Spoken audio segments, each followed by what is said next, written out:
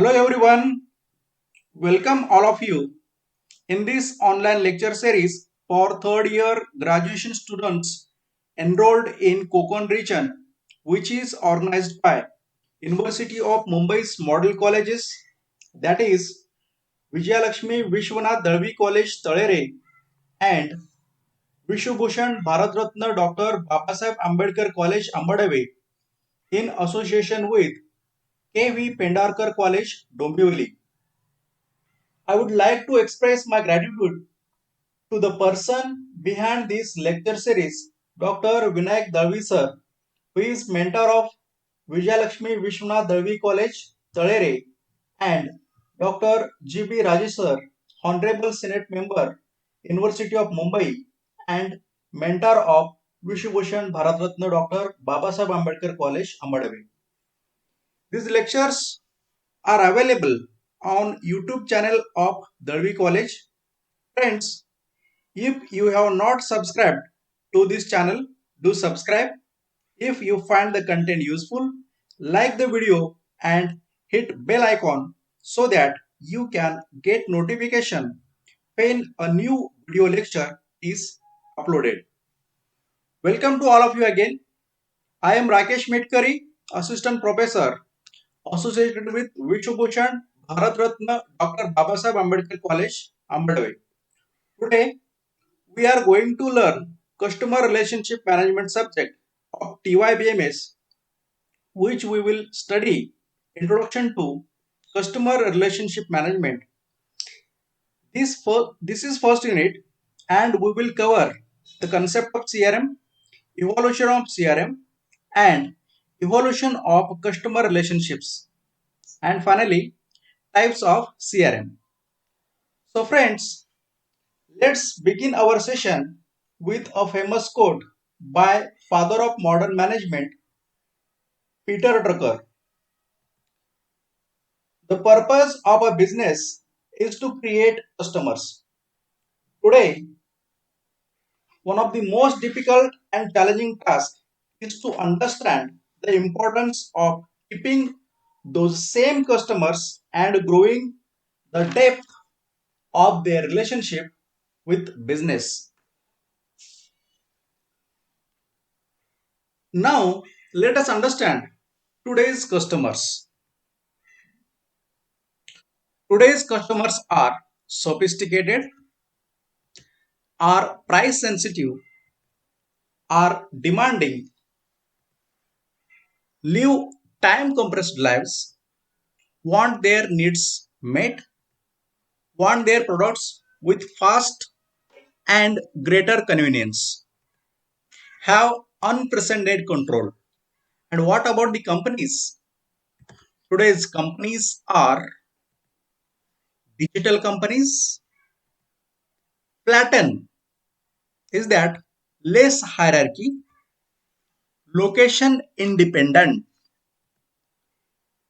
decentralization, flexibility, low transaction and coordinating cost, using strong IT infrastructure, that is enterprise software, hardware, internet, LAN, WAN, etc. So, why the need for satisfied customers? Cost up to 5 to 6 times more to get new customers. They buy more. Means satisfied customers buy more, take less time for decision making, bring in new customers.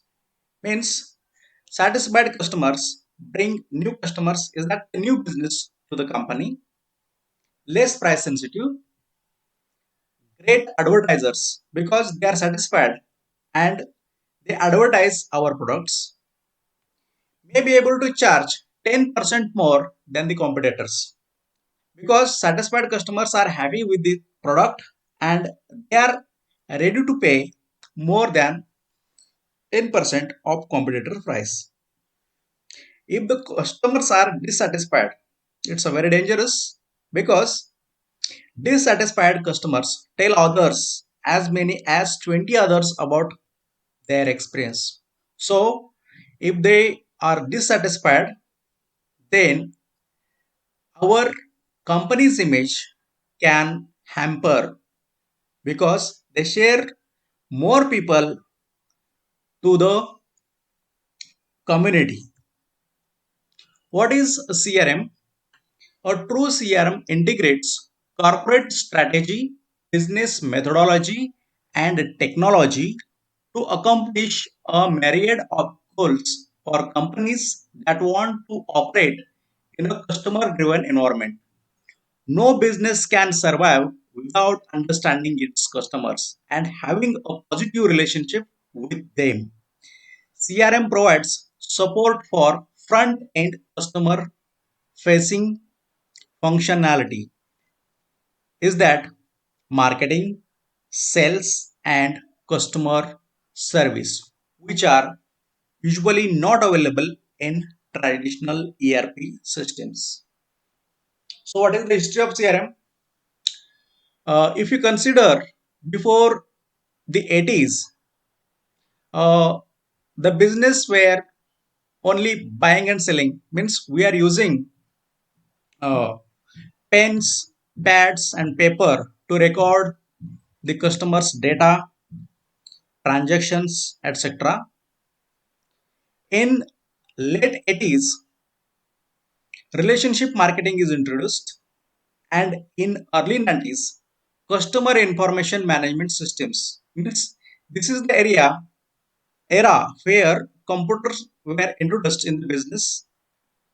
In mid 90s, customer relationship management come into existence, and ECRM, a subset of CRM that focus on enabling customer interactions via e-channels, that is web, email, wireless, come into existence in 2002 after the bubble burst of .com and introduction of cloud-based systems. So let's define the customer relationship management. This is the definition given by Penn and Fro. CRM is a strategic approach that is concerned with creating improved shareholder value through the development of appropriate relationship with key customer and customer segments.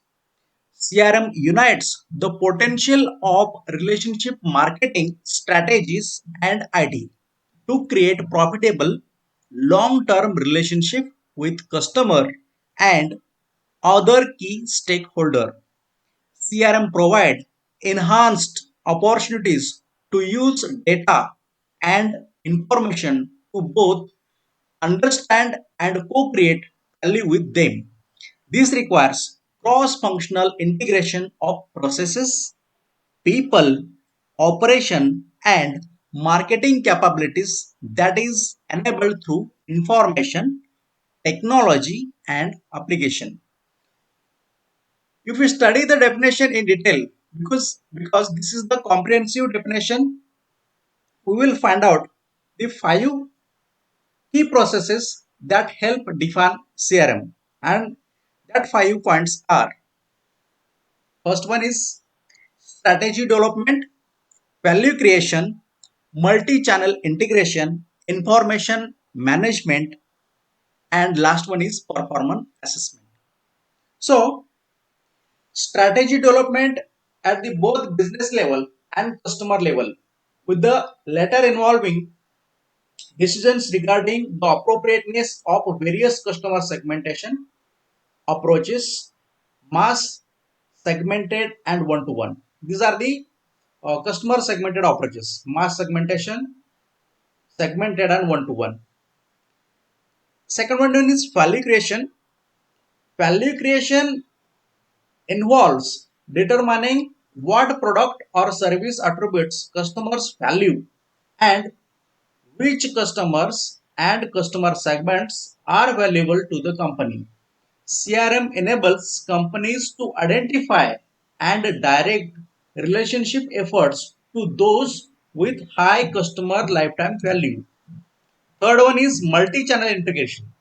It involves efforts to provide the perfect customer experience through integrating sales personnel, outlets, customer contact centers, direct marketing, e-commerce, and m-commerce. Means CRM integrates the multi-channels.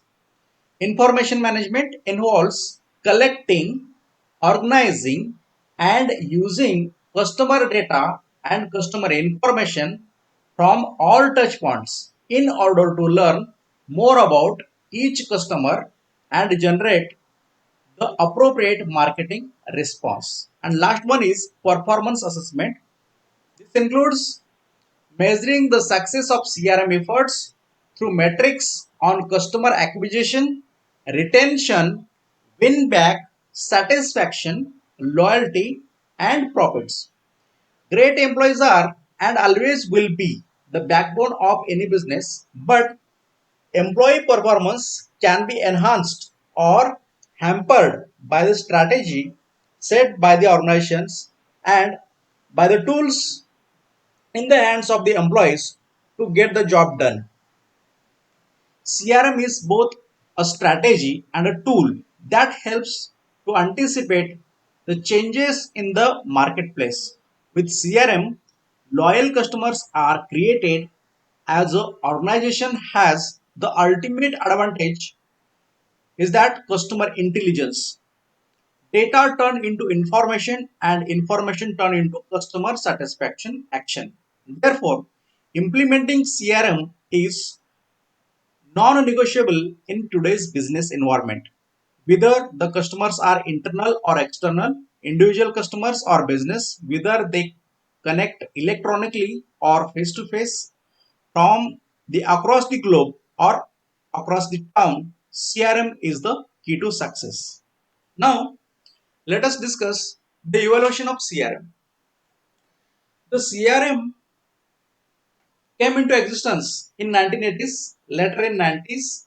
It brought revolutionary change in the business environment.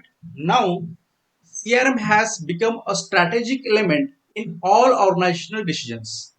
CRM has gone through a various development stages, which are first stage, that is first generation CRM, second stage, that is second generation CRM, and third stage, that is third generation CRM. In the first generation CRM, functional approach and uh, two aspects, namely Salesforce automation and customer service support. Salesforce automation involves functions such as maintaining customer data and generating leads. A leads means nothing but a prospect, means it's an inquiry which can be a future customer. On the other hand, customer service and support involves after sales activities such as customer service, help desk, and field service support. In the stage 2, CRM was used to support front office activities and fulfill the requirements of the customers. And in stage 3, organized realized that need of integrating front office CRM and back office CRM. That is, stage 1 and stage 2 are integrated in the stage 3. Now, let us discuss the evolution of customer relationships. An organization relationship with its customer, like any other social relationship, tends to evolve over time. It is believed that the marketing exchange relationship between providers and customers often have the potential to evolve from strangers to acquaintances to friends to partners. Means evolution of customer relationships. Then we can think as customer as stranger, customer as acquaintances, customer as friends, and customer as partners.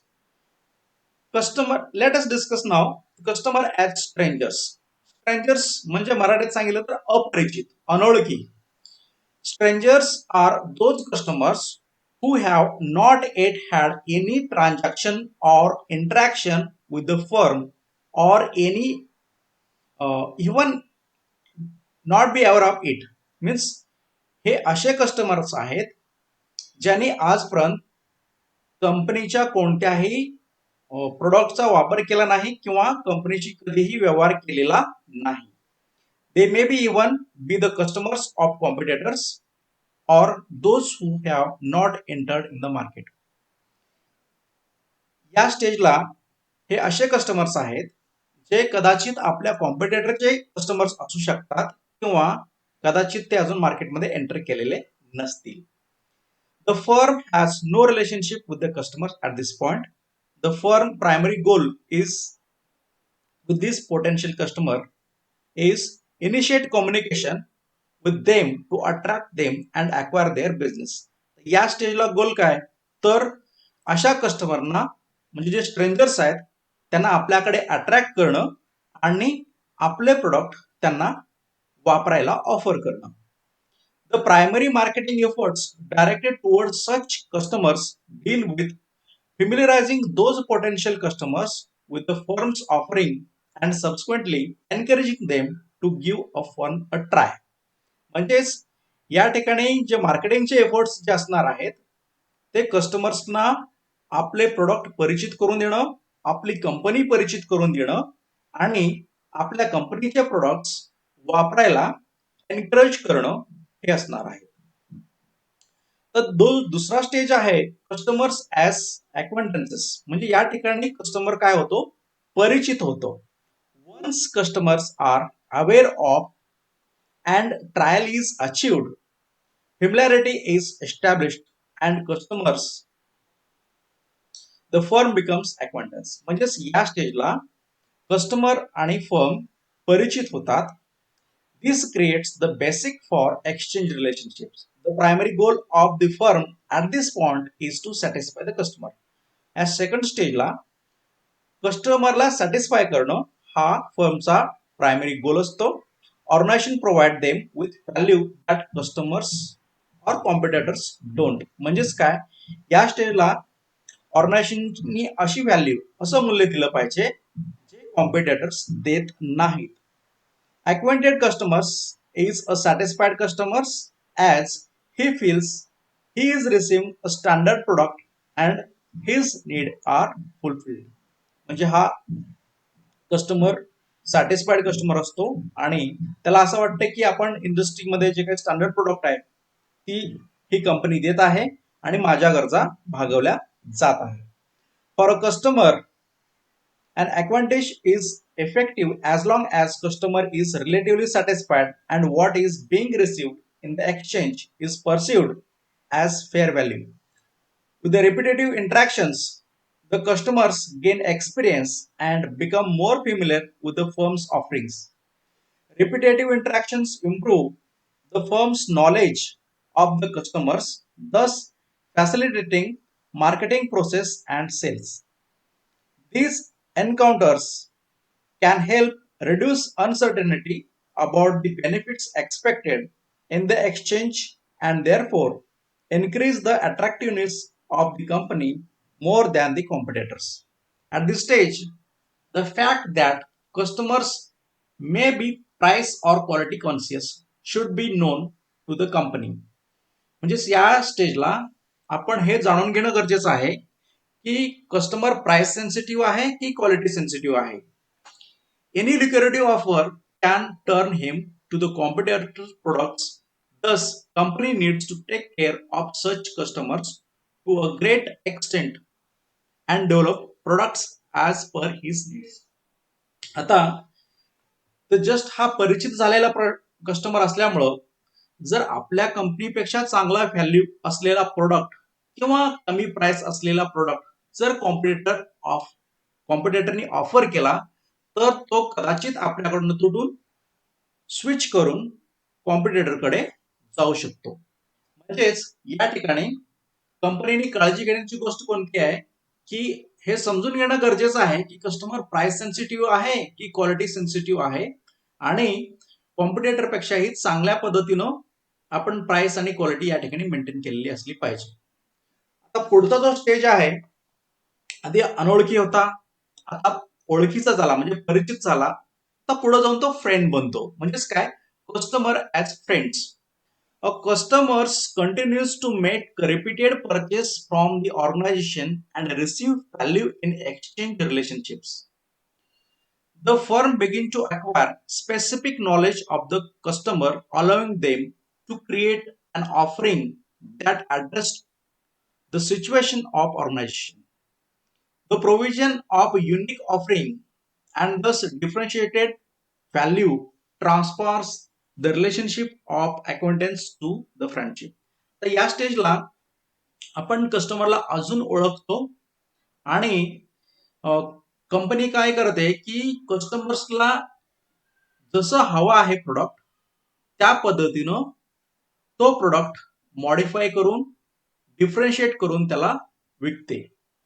म्हणजेच इथं आपण कस्टमरच्या गरजा काय आहेत, customer कोण आहे हे आपण प्रॉपर समजावून घेतलेलं असतं. There is a feeling of trust that the company will provide superior value. म्हणजे या ठिकाणी एक ट्रस्ट म्हणजे विश्वास निर्माण झालेला होतो, एक बंधता निर्माण होतो फ्रेंड्सच्या स्टेजला, की कस्टमरला वाटतं की कंपनी आपल्याला सुपिरियर व्हॅल्यूचं प्रोडक्ट देते. Primary goal at this stage is customer retention. तर या स्टेजला जो गोल आहे, तो जो कस्टमर आपल्याकडे आलेला आहे, जो अनोळखीचा होता ओळखीचा झाला आणि आता तो फ्रेंड झालाय, तो आपल्याकडे टिकून राहायला पाहिजे, रिटेन्शन झालं पाहिजे, कस्टमर रिटेन्शन झालं पाहिजे. Customers at this stage avail full benefits of loyalty programs and get preferential treatment. या ठिकाणी कस्टमर्सला आपण लॉयल्टी प्रोग्रामचे पूर्ण बेनिफिट्स प्रोव्हाइड करतो आणि एक प्रिफरन्शियल ट्रीटमेंट त्याला आपण देतो. This relationship directly affects the profitability and growth of business.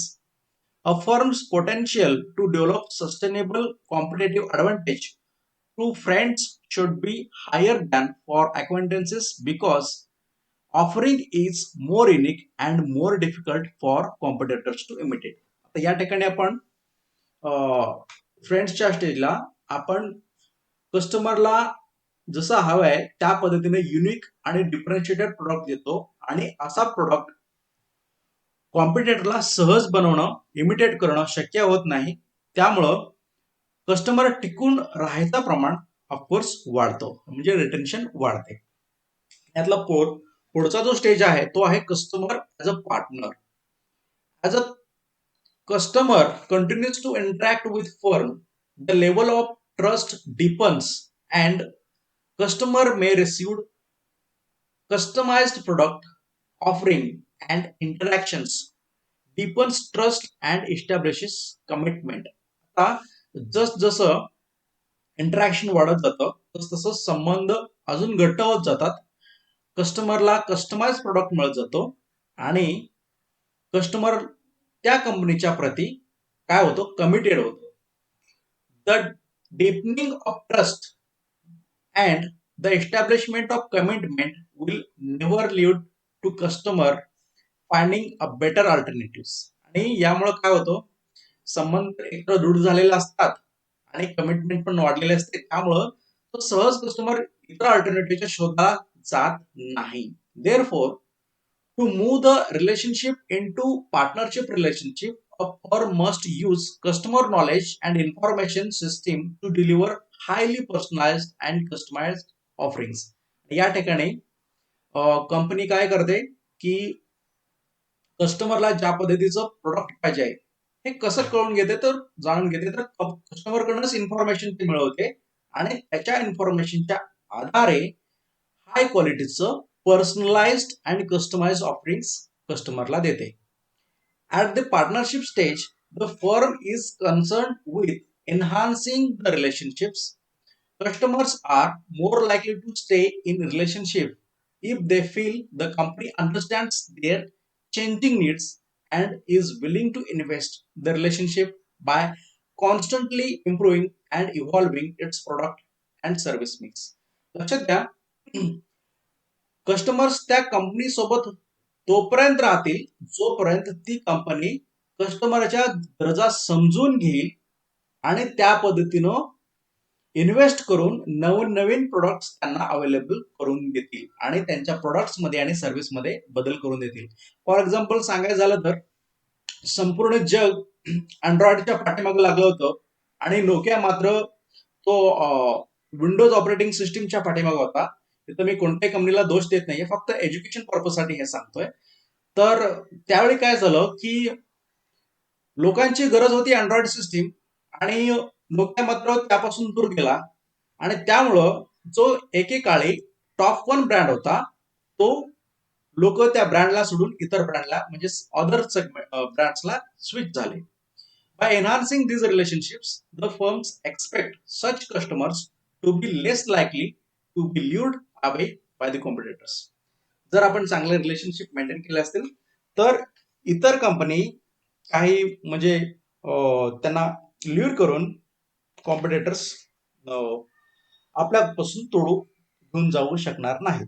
The loyal customers provide a strong base for organisational growth.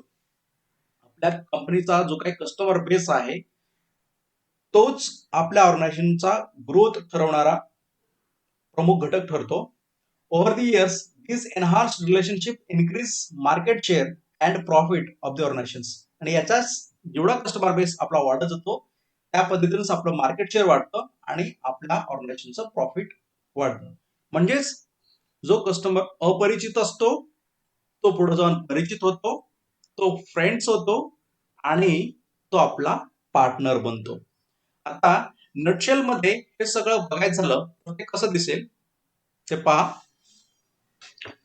Stranger आपल्या प्रोडक्ट जो परचेस करतो तो अल्टरनेटिव्ह परचेस असेल किंवा alternative relative to competitive offerings, म्हणजे जे कॉम्पिटेटर ऑफर करतात त्याला हा अल्टरनेटिव्ह असेल. आणि ते जर अक्वांटन्सच्या बाबतीत असेल तर parity product as a form of industry standard, म्हणजे साम्य दर्जाचा इंडस्ट्रियल स्टँडर्डचा प्रोडक्ट आपण या ठिकाणी अक्वांटन्सला प्रोव्हाइड करत असतो. जर आपण फ्रेंड्सच्या बाबतीत बोलायचं झालं तर डिफरन्शिएटेड प्रोडक्ट असतो adopted to specific market segment. एखाद्या मार्केट सेगमेंटला आवश्यक असणारा डिफरन्शिएटेड प्रोडक्ट आपण इथे प्रोव्हाइड करतो. आणि पार्टनर रिलेशनशिप ज्यावेळी येतं त्यावेळी कस्टमाइज प्रोडक्ट असतो आणि dedicated resources adopted to the individual customer or organization. आता दुसरा मुद्दा जर बघायचा झाला तर सोर्स ऑफ कॉम्पिटेटिव्ह ऍडव्हान्टेज. स्ट्रेंजरच्या काळात फक्त अट्रॅक्टिव्हनेस, तो प्रोडक्ट तो स्ट्रेंजर आपल्याकडे कधी येईल जेव्हा आपला प्रोडक्ट अट्रॅक्टिव्ह असेल. अक्वांटन्सच्या लेवलला तो कस्टमर सॅटिस्फाईड असतो. जेव्हा फ्रेंडच्या लेवलला जाल तेव्हा तो सॅटिस्फाईड असतोच, शिवाय ट्रस्ट म्हणजे विश्वास सुद्धा त्यामध्ये असतो. आणि जेव्हा पार्टनर बनतो satisfaction plus trust plus commitment. म्हणजे जर तुम्ही सोर्स ऑफ कॉम्पिटेटिव्ह ऍडव्हान्टेज लक्षात घेतला तर हे तीन रिलेशनशिप्स काय आहेत हे तुम्हाला लक्षात येईल. म्हणजेच काय, स्ट्रेंजर अट्रॅक्टिव्हनेस पाहून आपल्या प्रोडक्टकडे येतो, आपल्या कंपनीकडे येतो. अक्वांटन्स तो आपल्याकडे थांबतो कारण तो सॅटिस्फाईड आहे, म्हणजे जो प्रोडक्ट आपण प्रोव्हाइड करतो तो वापरून तो समाधानी आहे. तो फ्रेंड केव्हा बनतो, तो सॅटिस्फाईड आहे, there is a satisfaction plus in additional trust विश्वास आहे. पार्टनर कधी, सॅटिस्फॅक्शन आहे, समाधान आहे, ट्रस्ट आहे म्हणजे विश्वास आहे आणि कमिटमेंट बांधिलकी पण आहे. बाईंग ऍक्टिव्हिटी स्ट्रेंजरसाठी इंटरेस्ट एक्सप्लोरेशन अँड ट्रायल. म्हणजेच एखाद्या स्ट्रेंजरला आपला प्रोडक्ट बद्दल इंटरेस्ट निर्माण करणं आणि त्याला तो वापरायला ट्रायलला भाग पाडणं हे स्ट्रेंजरसाठी झालं. अक्वांटन्ससाठी कसं असतं तर सॅटिस्फॅक्शन फॅसिलिटेट्स, म्हणजे त्याला ऑलरेडी सॅटिस्फाईड झालेला असतो. And reinforces activity and reduces search for market information. तो ऑलरेडी आपल्या प्रोडक्टने सॅटिस्फाईड झाल्यामुळं तो इतर सोर्सेस कडे जात नाही. आणि जेव्हा आपण फ्रेंडला कन्सिडर करतो तर trust in firm is needed to continue with buying activity. तर जोपर्यंत फ्रेंड या स्टेजला तो कस्टमर आहे तर जोपर्यंत त्या कस्टमरला कंपनीमध्ये ट्रस्ट दिसतो किंवा ट्रस्टेड आहे तोपर्यंत तो बाईंग ऍक्टिव्हिटी कंटिन्यू करतो. Partner commitment in the firm of information sharing, idiosyncratic investment is needed to achieve customized product and to adjust product continuously to changing needs and situation. जशा गरजा बदलत जातात, परिस्थिती बदलत जाते, त्या पद्धतीनं त्या प्रोडक्ट मध्ये बदल आणि ते बदल करण्यासाठी इन्व्हेस्टमेंट जोपर्यंत होत राहते तोपर्यंत तो आपला पार्टनर म्हणून राहतो आणि आपले प्रोडक्ट वापरतो. फोकस ऑन सेलिंग ऍक्टिव्हिटी जर आपण कन्सिडर केलं तर स्ट्रेंजरसाठी आपल्याला बघेल awareness of firm offering and means encouraging trial and facilitates initial selling. Selling activity बद्दल स्ट्रेंजरसाठी काय सेलिंग ऍक्टिव्हिटी करायचं तर त्या स्ट्रेंजरला आपले प्रोडक्ट आपली कंपनी अवेअर करून द्यायचे, म्हणजेच आपल्या कंपनीबद्दल जागरूकता निर्माण करायची, आपल्या प्रोडक्ट बद्दल जागरूकता निर्माण करायची. सेलिंग ऍक्टिव्हिटी फॉर अक्वेंटन्सेस काय तर familiarity and general knowledge of customers, identification facilitate selling. म्हणजेच तो आपल्या प्रोडक्ट बद्दल फेमिलियर झालेला आहे, कंपनी बद्दल फेमिलियर झालेला आहे, त्याला जनरल नॉलेज आलेलं आहे आणि हेच फॅसिलिटेट करतं सेलिंगला. आणि फ्रेंडसाठी स्पेसिफिक, आता इथं बघा अक्वेंटन्स मध्ये फक्त जनरल नॉलेज होतं, पण फ्रेंडच्या लेवलला गेल्यानंतर specific knowledge of customers need, म्हणजेच कस्टमरच्या ज्या गरजा आहेत त्याचं स्पेसिफिक नॉलेज आणि त्याचं स्पेसिफिक सिच्युएशन काय आहे ते फॅसिलिटेट करतं सेलिंगसाठी. आणि पार्टनरच्या लेवलला specific knowledge of customer need and situation and idiosyncratic investment facilitate sales. म्हणजेच काय, कस्टमर सोबत स्पेसिफिक नॉलेज आहेच, गरजा काय आहेत ते आपण समजून घेतो, सिच्युएशन काय ते समजून घेतो आणि ऑडिओसिंक्रेटिक इन्व्हेस्टमेंट करतो, त्याच्या माध्यमातून आपण ते सेलिंग करतो. रिलेशनशिप टाइम हॉरिझॉन, आता प्रत्येक लेवलला म्हणजे स्ट्रेंजरला, अक्वेंटन्सेसला, फ्रेंडला आणि पार्टनरला टाइम हॉरिझॉन काय तर जेव्हा स्ट्रेंजर असते तर टाइम हॉरिझॉन काहीच नाही. म्हणजेच काय, buyers have no previous interaction or knowledge of firm, तो आपल्या कंपनी बद्दल किंवा प्रोडक्ट बद्दल त्याला माहितीच नाही, त्यामुळे तर टाइम हॉरिझॉन नाहीच आहे. आणि अक्वेंटन्सेसला काय येईल तर short time horizon, because buyers can offer switch firm without much efforts or cost. आता शॉर्ट आहे, शॉर्ट म्हणजेच काय, कमी कालावधी आहे, म्हणजेच काय, जस्ट तो आपल्याशी इंट्रोड्यूस झालेला आहे. या ठिकाणी त्या बायरला जर दुसरी चांगली ऑफर मिळाली तर तो सहज तिकडे स्विच होऊ शकतो. आणि फ्रेंडला मीडियम टाइम हॉरिझन आहे, because trust in differentiated position takes longer time to build and imitate. आता फ्रेंडसाठी टाइम हॉरिझन मीडियम आहे, का तर डिफरन्शिएटेड पोझिशन त्याच्या मनामध्ये क्रिएट करणं आणि तसा प्रोडक्ट तयार करणं आणि ते इमिटेट करणं कॉम्पिटिटर्सला कधी येऊन जातं, त्यामुळे हे मीडियम टाइम फ्रेम आहे. आणि पार्टनरसाठी लॉंग आहे, लॉंग म्हणजेच काय, जास्त दीर्घकालीन आहे. It takes time to build interconnected activities and develop a detailed knowledge of customers needs. एखाद्या कस्टमरच्या गरजा जर आपल्याला जाणून घ्यायचं म्हटलं तर त्याला टाइम लागतो, त्याच्यासोबत इंटरकनेक्टेड ऍक्टिव्हिटीज करायचं म्हटलं तर त्यालाही टाइम लागतो. सो रिलेशनशिप टाइम हॉरिझॉन पार्टनरसाठी हा दीर्घकालीन आहे, लॉंग आहे. सस्टेनेबिलिटी ऑफ कॉम्पिटेटिव्ह अडव्हान्टेज, स्ट्रेंजरसाठी लो आहे, अक्वेंटन्ससाठी पण लो आहे, फ्रेंडसाठी मीडियम आहे आणि पार्टनरसाठी मात्र हाय आहे. म्हणजे हा कॉम्पिटेटिव्ह अडव्हान्टेज तिथं सक्सेसफुल होऊ शकतो. गोल काय आहे, सो गोल फॉर स्ट्रेंजर्स, तर या ठिकाणी गोल आहे टू अक्वायर बिझनेस, म्हणजेच काय, बिझनेस अक्वायर करणं हा गोल आहे. Satisfy the needs and wants of customer, हे गोल आहे अक्वेंटन्ससाठी. आणि फ्रेंडसाठी retain the customer, customer retain झाला पाहिजे हा गोल आहे फ्रेंडसाठी. आणि गोल आहे पार्टनरसाठी enhance the relationship with customers, म्हणजे कस्टमर सोबत जे रिलेशनशिप आहे तो अजून दृढ, अजून एनहान्स, अजून त्यामध्ये वाढ कशी होईल हे बघितलं पाहिजे पार्टनरसाठी. ओके, सो पुढच्या मुद्द्याकडे आपण वळूयात, टाइप्स ऑफ सीआरएम, सीआरएम चे प्रकार. आता in continuously giving competitive market, it is very much important for a business to share right information to right person at the right time, otherwise business will lose its opportunities to sell products and services.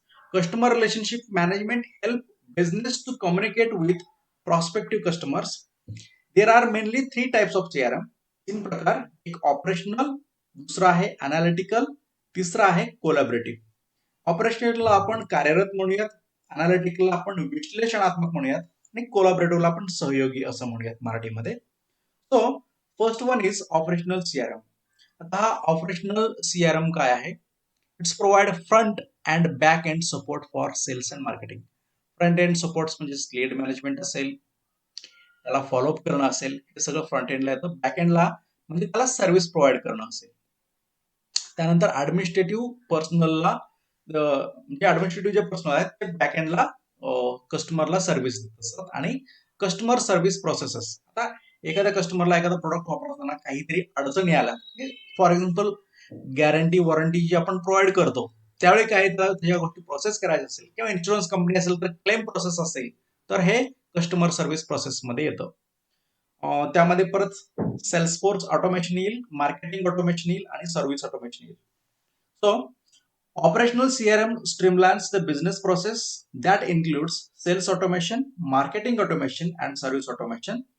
Main purpose of this type of CRM is to generate leads, convert them into contacts, capture all required details, and provide service throughout the customer life cycle. आता main purpose काय या operational सीआरएमचा? तर lead generate करणं. Lead the sort of enquiry, हा enquiry आहे किंवा prospect ज्याला आपण म्हणतो की तो भविष्यात आपला कस्टमर होऊ शकतो, तो तो त्याचं रूपांतर कॉन्टॅक्ट मध्ये करणं आणि त्याचे सगळे रिक्वायर्ड डिटेल्स म्हणजे इत्यंभूत माहिती मिळवणं आणि आणि त्याच्या कस्टमर त्याच्या संपूर्ण लाईफ सायकल मध्ये त्याला आपली सर्व्हिस प्रोव्हाइड करणं, हे ऑपरेशनल सीआरएमचं मेन पर्पज आहे. त्यामध्ये पहिला जो काय घटक येतो तो आहे sales automation. Sales automation helps an organization to automate sales. Main purpose of sales automation is to set standard within the organization to acquire new customers and deal with existing customers. It organizes information in such a way that the business can meet customers' needs and increase sales more efficiently and effectively. It includes various CRM sales models like lead management, sales forecasting, etc. यामध्ये lead management म्हणजेच नवीन customer मिळवणं, existing कस्टमरची deal करणं, हा cells ऑटोमेशनचा भाग आहे. हे तर process standardize केलेली असते. मार्केटिंग ऑटोमेशन मध्ये the main purpose of marketing automation is to find out the best way to offer products and approach potential customers. Major model in marketing automation is campaign management.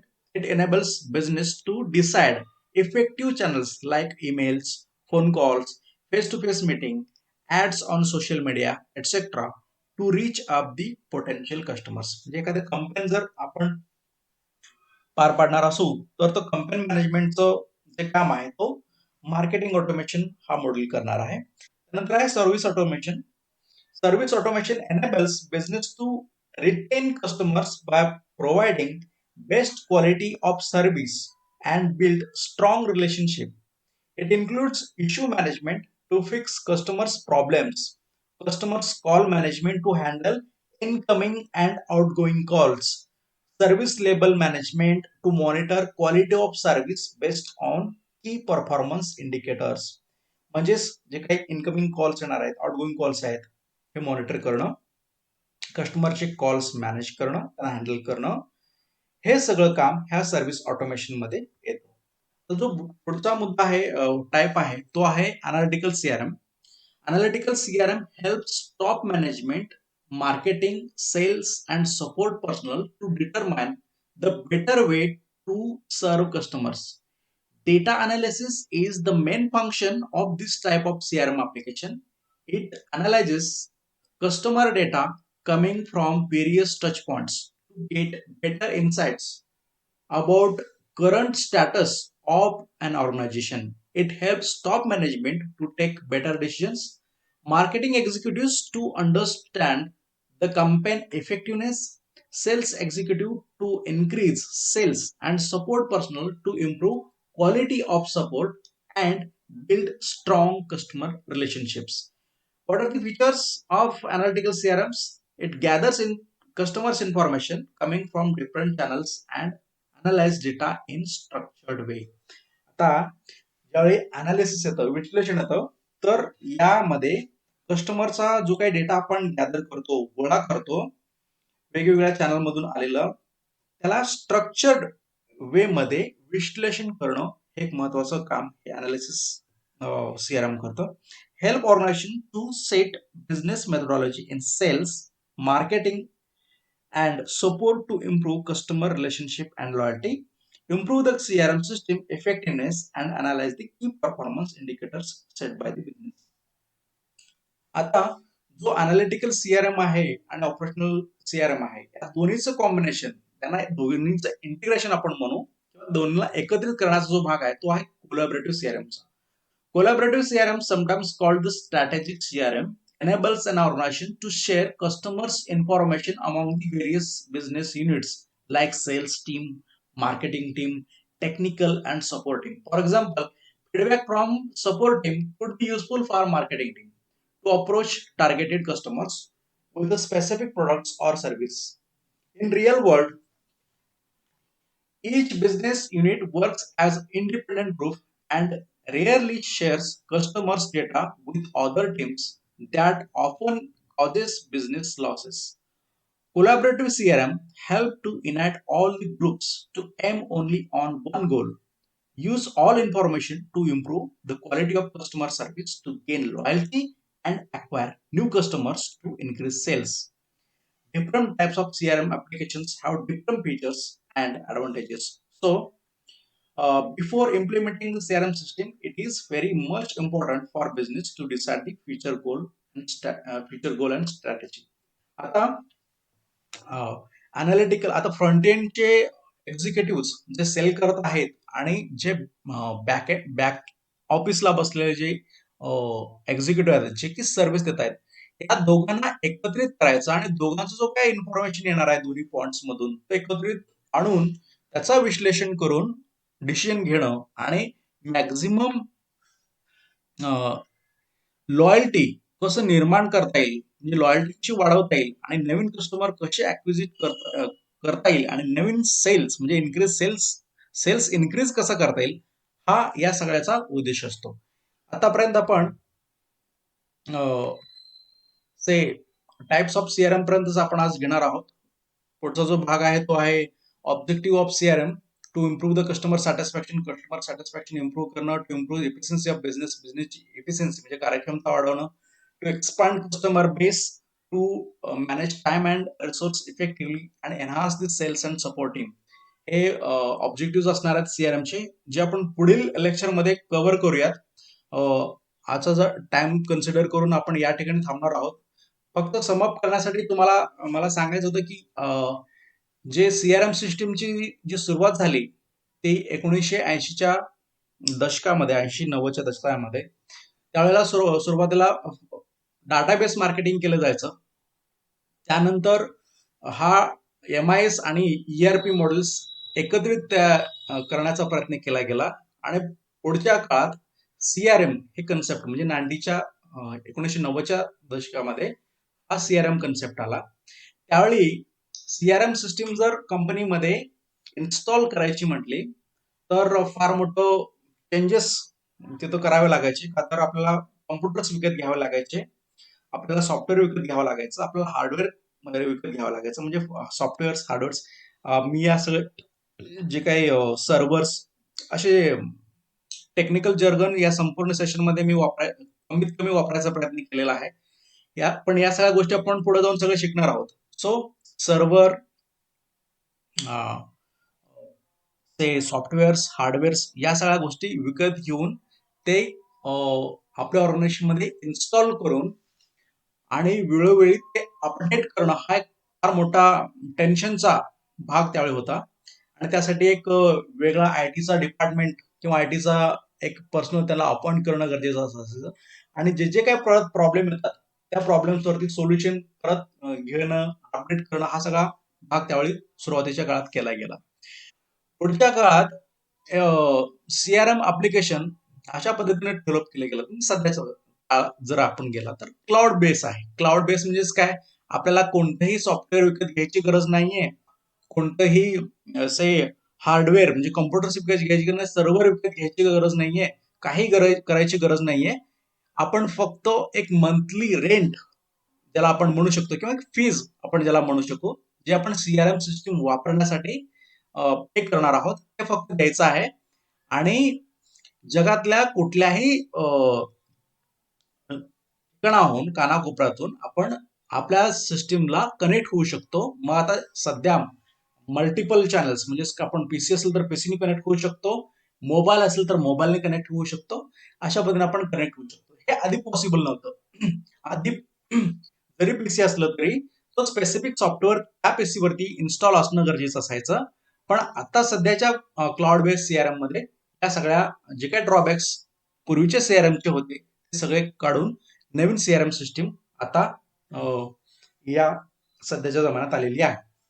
आता हा सगळा syllabus तुम्हाला शिकवण्या पाठीमागचा किंवा घेण्यामागचा विषय असा असतो की कोणत्याही बिझनेस मध्ये आज आपण सेक्टरमध्ये काम करत असताना कम्प्युटर हे आपल्याला कुठेही सुटत नाहीये. आणि कम्प्युटरचं नॉलेज असणं आणि या सगळ्या जे काही सीआरएमचे टर्मिनॉलॉजीज आहेत हे तुम्हाला फेमिलियर होणं हे फार गरजेचं होतं. म्हणूनच ऑब्जेक्टिव्ह जे ठरवण्यात आले या सगळं मॉडेल तुम्हाला देण्यात आलं to understand the concept of CRM management, म्हणजे हा CRM management customer relationship management काय आहे हे तुम्ही समजून घेतलं पाहिजे आणि इम्प्लिमेंटेशन कसं केलं जातं हे तुम्हाला माहित असलं पाहिजे. त्यानंतर to to provide the insights to CRM marketing initiative, customer service and designing CRM strategy.